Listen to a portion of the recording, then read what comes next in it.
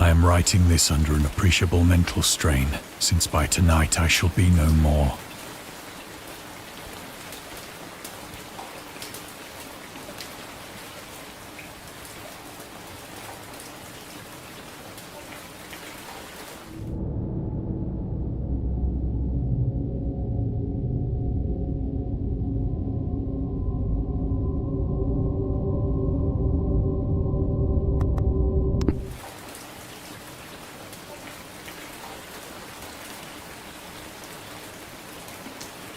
Penniless, and at the end of my supply of the drug which alone makes life endurable.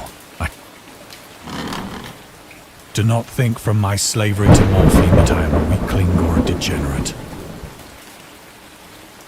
When you have read these hastily scrawled pages, you may guess, though never fully realize, why it is that I must have forgetfulness or death.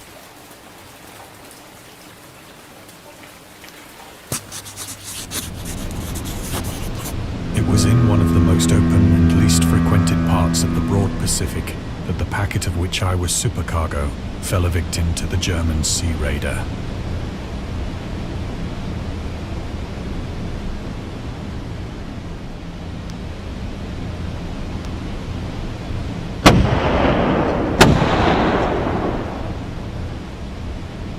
The Great War was then at its very beginning, and the ocean forces of the Hun had not completely sunk to their later degradation, so that our vessel was made a legitimate prize, whilst we of her crew were treated with all the fairness and consideration due us as naval prisoners.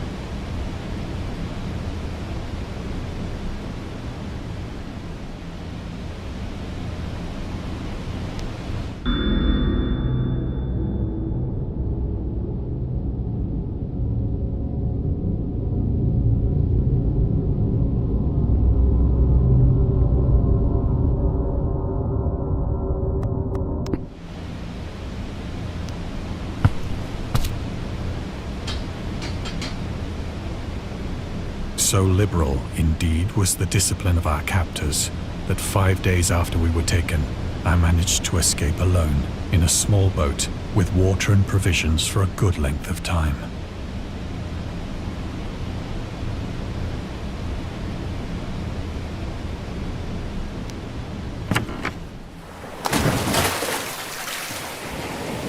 When I finally found myself adrift and free, I had but little idea of my surroundings.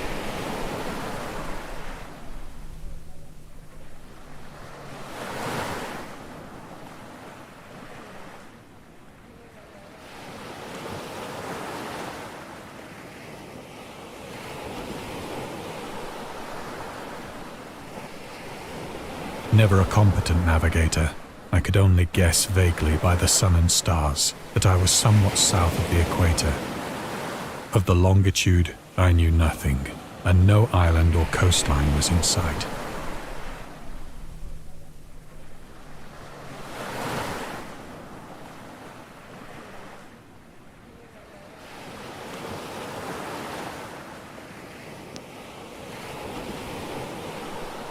The weather kept fair, and for uncounted days I drifted aimlessly beneath the scorching sun, waiting either for some passing ship or to be cast on the shores of some habitable land.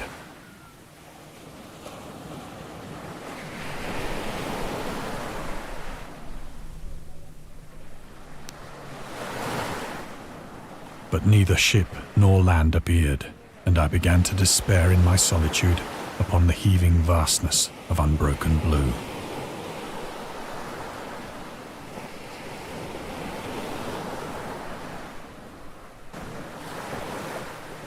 The change happened whilst I slept. Its details I shall never know, for my slumber, though troubled and dream-infested, was continuous.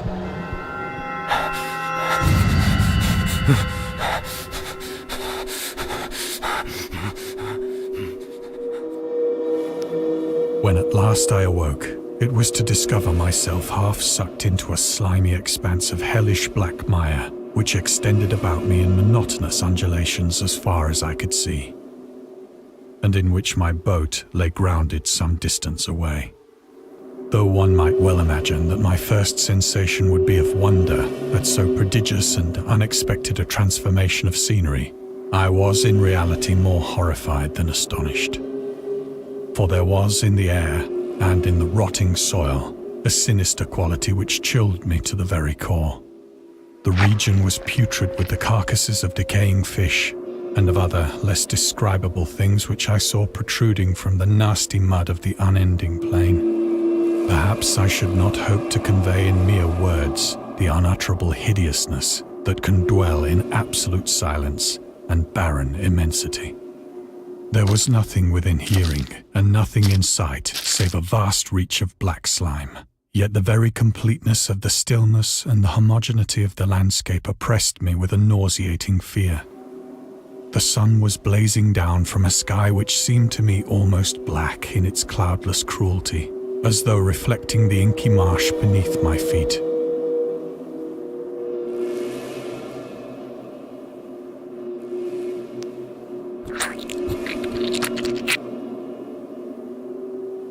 As I crawled into the stranded boat, I realized that only one theory could explain my position. Through some unprecedented volcanic upheaval, a portion of the ocean floor must have been thrown to the surface, exposing regions for which innumerable millions of years had lain hidden under unfathomable watery depths. So great was the extent of the new land which had risen beneath me, that I could not detect the faintest noise of the surging ocean, straining my ears as I might. Nor were there any seafowl to prey upon the dead things.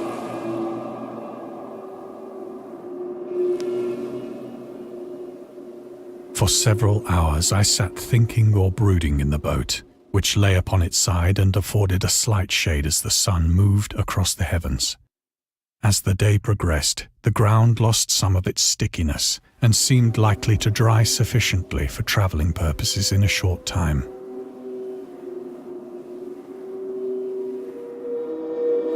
That night I slept but little, and the next day I made for myself a pack containing food and water, preparatory to an overland journey in search of the vanished sea and possible rescue.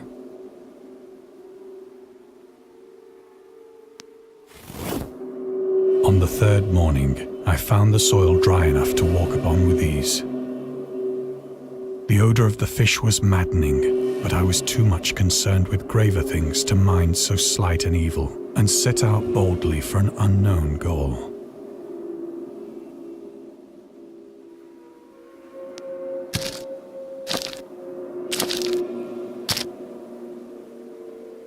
All day I forged steadily westward, guided by a faraway hummock which rose higher than any other elevation on the rolling desert.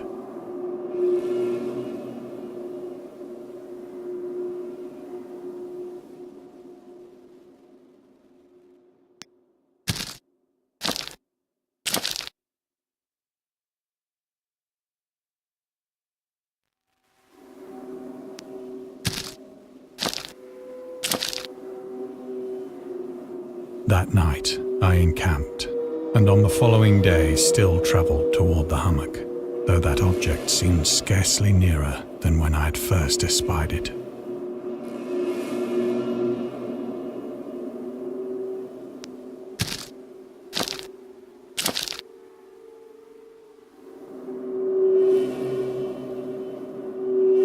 By the fourth evening, I attained the base of the mound, which turned out to be much higher than it had appeared from a distance, an intervening valley setting it out in sharper relief from the general surface.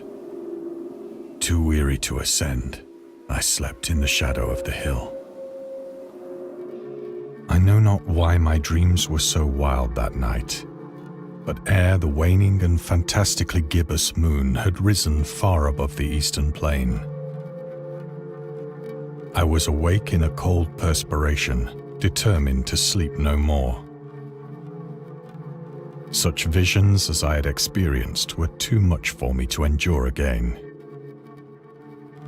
And in the glow of the moon I saw how unwise I had been to travel by day. Without the glare of the parching sun, my journey would have cost me less energy. Indeed, I now felt quite able to perform the ascent which had deterred me at sunset. Picking up my pack, I started for the crest of the eminence.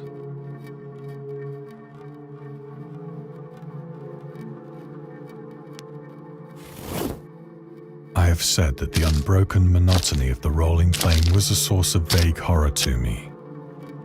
But I think my horror was greater when I gained the summit of the mound and looked down the other side into an immeasurable pit or canyon, whose black recesses the moon had not yet soared high enough to illumine. I felt myself on the edge of the world, peering over the rim into a fathomless chaos of eternal night. Through my terror ran curious reminiscences of Paradise Lost and of Satan's hideous climb through the unfashioned realms of darkness. As the moon climbed higher in the sky, I began to see that the slopes of the valley were not quite so perpendicular as I had imagined. Ledges and outcroppings of rock afforded fairly easy footholds for a descent, whilst after a drop of only a few hundred feet, the declivity became very gradual.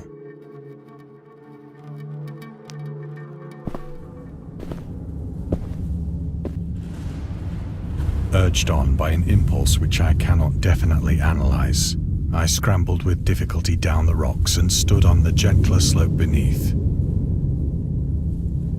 gazing into the Stygian deeps, where no light had yet penetrated.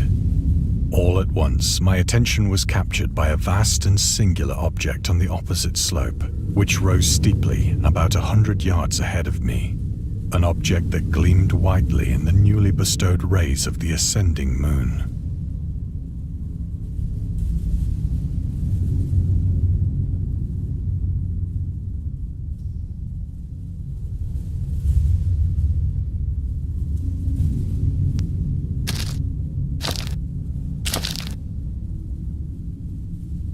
That it was merely a gigantic piece of stone, I soon assured myself. But I was conscious of a distinct impression that its contour and position were not altogether the work of nature.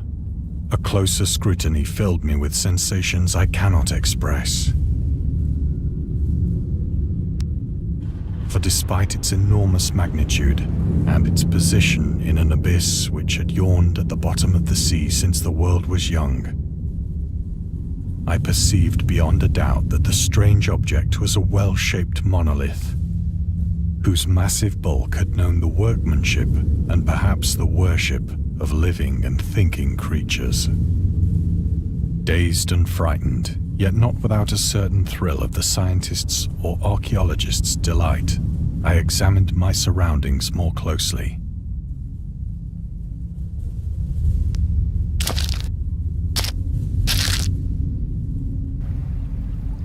The moon, now near the zenith, shone weirdly and vividly above the towering steeps that hemmed in the chasm,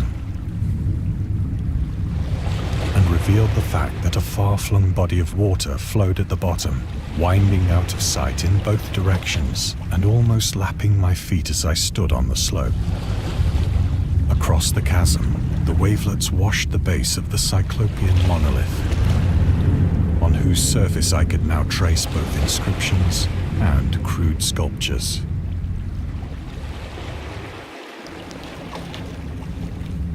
The writing was in a system of hieroglyphics unknown to me and unlike anything I'd ever seen in books, consisting for the most part of conventionalized aquatic symbols such as fishes, eels, octopi, crustaceans, mollusks, whales, and the like. Several characters obviously represented marine things which are unknown to the modern world, but whose decomposing forms I had observed on the ocean-risen plain. It was the pictorial carving, however, that did most to hold me spellbound.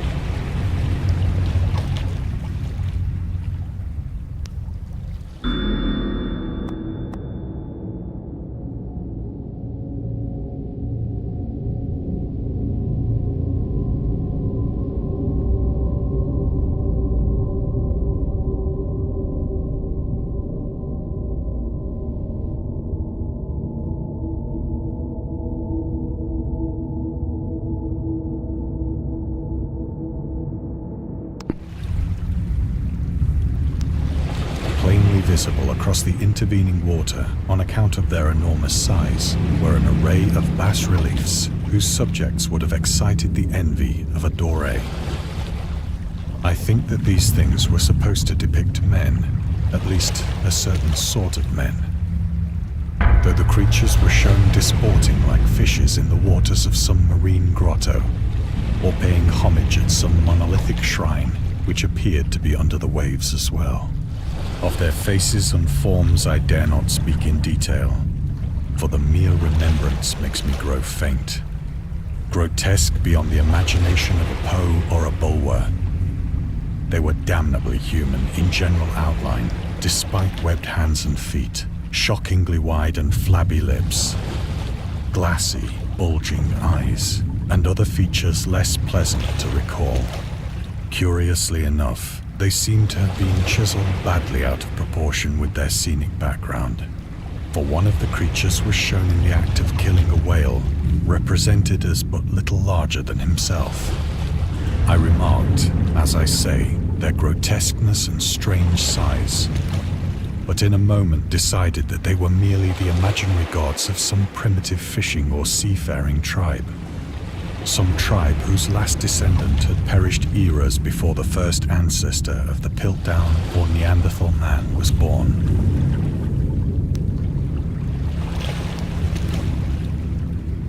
Awestruck at this unexpected glimpse into a past beyond the conception of the most daring anthropologist, I stood musing whilst the moon cast queer reflections on the silent channel before me. Then, suddenly, I saw it.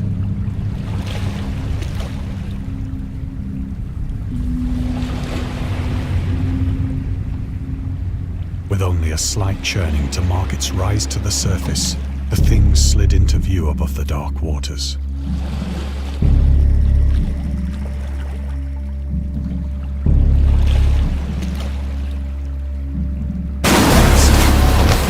And loathsome, it darted like a stupendous monster of nightmares to the monolith, about which it flung its gigantic scaly arms, the while it bowed its hideous head and gave vent to certain measured sounds.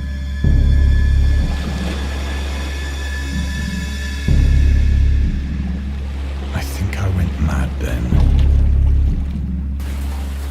Of my frantic ascent of the sloping cliff and of my delirious journey back to the stranded boat, I remember little.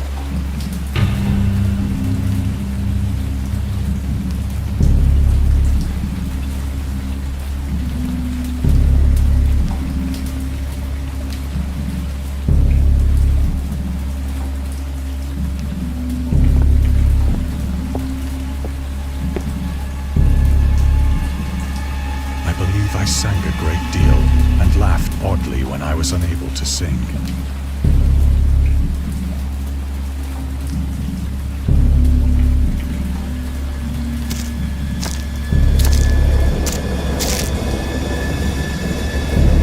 I have indistinct recollections of a great storm sometime after I reached the boat. At any rate, I know that I heard pearls of thunder and other tones which nature utters only in her wildest moods.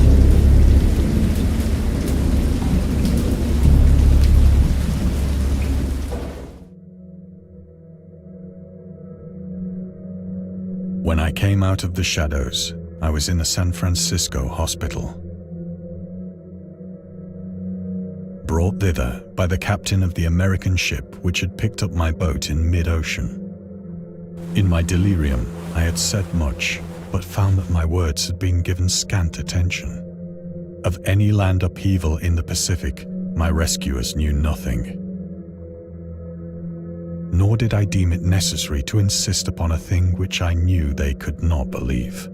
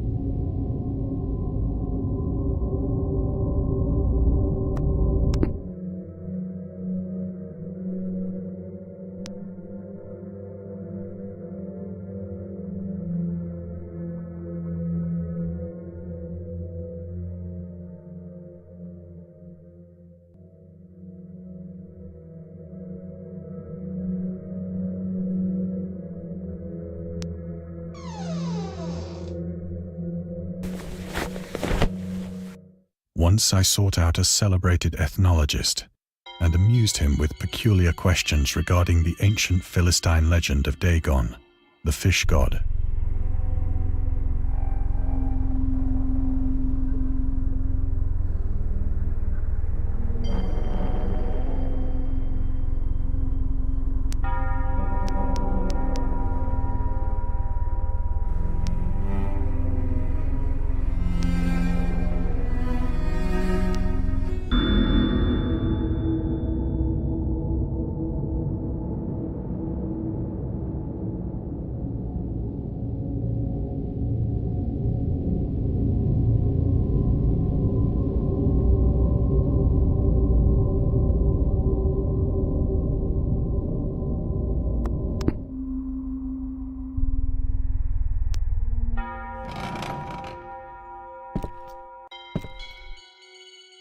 But soon perceiving that he was hopelessly conventional, I did not press my inquiries.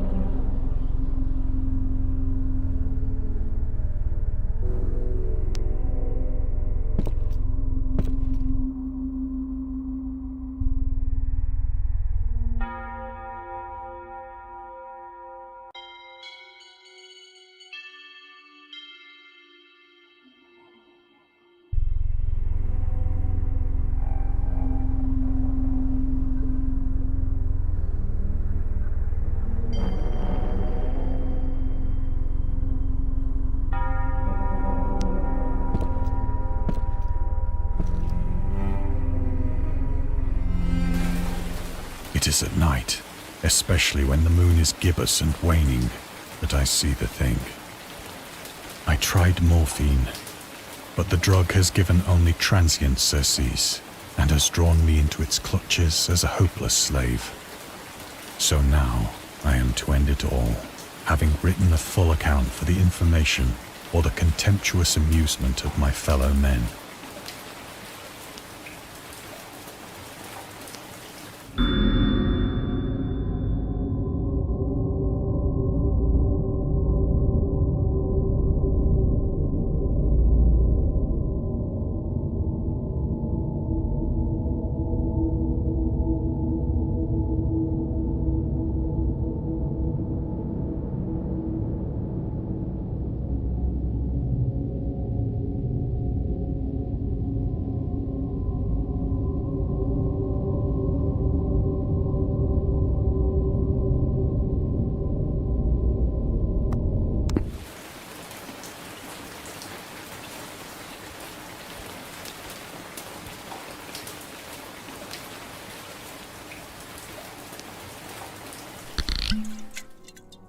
Often, I ask myself if it could not all have been a pure phantasm, a mere freak of fever as I lay sun-stricken and raving in the open boat after my escape from the German man-of-war.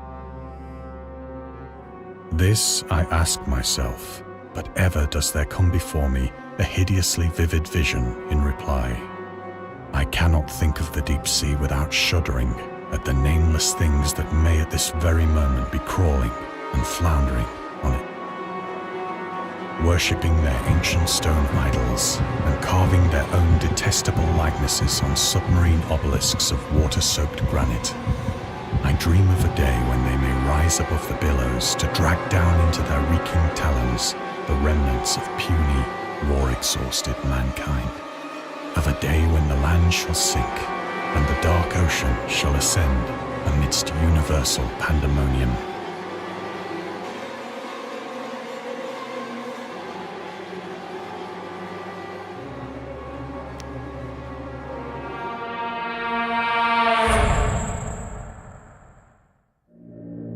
The end is near.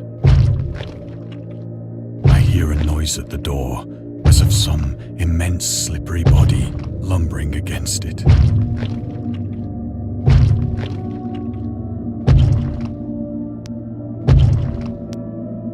It shall not find me.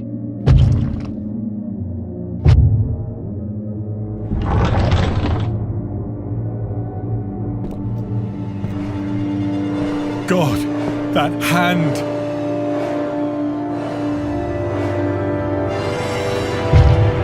The window! The window!